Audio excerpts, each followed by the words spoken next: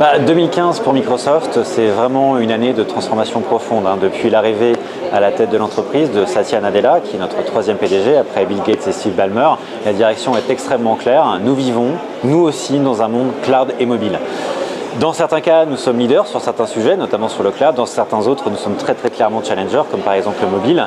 Donc la direction, elle est claire. Comment on adapte la stratégie de l'entreprise à ce monde cloud et mobile et comment on réinvente aussi à la fois nos produits et nos business models.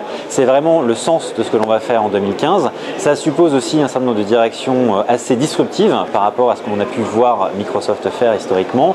Ça suppose travailler très étroitement aujourd'hui avec des acteurs qui étaient historiquement nos concurrents.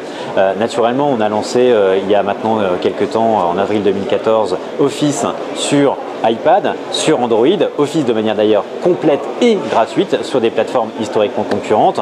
On a conclu des partenariats stratégiques aussi avec Box ou Dropbox par exemple pour vous permettre de stocker vos documents où vous le souhaitez, où vous voulez, pas uniquement sur nos solutions. Ça c'est vrai pour les utilisateurs, c'est vrai aussi pour les solutions métiers, Cisco, Salesforce, SAP, Oracle, toutes ces solutions tournent sans problème aujourd'hui dans nos clouds et aussi pour l'infrastructure. On a beaucoup parlé de partenariats avec IBM, avec Docker, avec Linux et puis aussi la mise en open source de .NET, notre langage de programmation historique.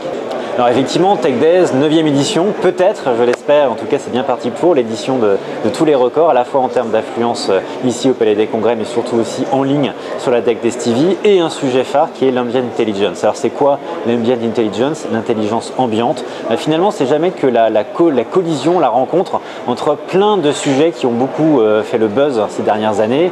On a beaucoup parlé de data, de big data, on a beaucoup parlé de mobilité, d'objets connectés, et puis c'est aussi le grand retour finalement de la robotique, de l'intelligence artificielle qui était finalement très à la mode dans les années 80. Aujourd'hui, le cloud permet de rendre ce sujet véritablement réel et la collusion de tout ça, finalement, ça crée cette ambiance, cette intelligence ambiante, ambient intelligence, c'est-à-dire le fait que nous vivons dans un univers connecté, numérique, dans lequel de plus en plus les objets, les systèmes d'exploitation, les périphériques, les écrans vont être capables d'anticiper finalement nos besoins, de s'adapter à nous.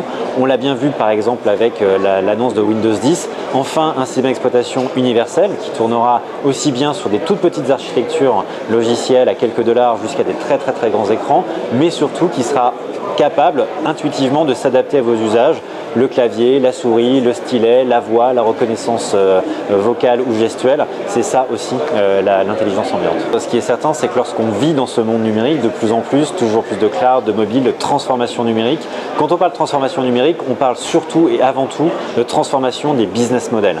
Ce n'est pas simplement un vain mot, lorsqu'on regarde sur les 10 dernières années, finalement, 70% des entreprises qui composaient le Fortune 1000, c'est-à-dire les 1000 plus grandes entreprises au niveau mondial, ont changé. C'est-à-dire que ce ne sont plus les mêmes, celles qu'il y avait il y a 10 ans, celles qu'il y a aujourd'hui. C'est notamment la transformation numérique qui induit ce changement, cette vélocité. Ça suppose un accompagnement différent de la part de Microsoft, différent dans notre capacité à être le partenaire de cette transformation numérique.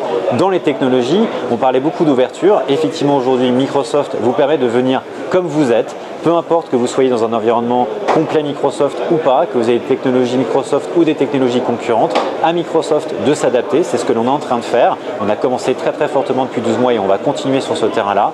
C'est aussi des capacités de service, d'accompagnement. Nos équipes Microsoft Consulting Services sont complètement aujourd'hui avec nos clients, main dans la main, pour travailler avec eux sur leur réinvention. Et puis surtout, c'est notre écosystème de partenaires.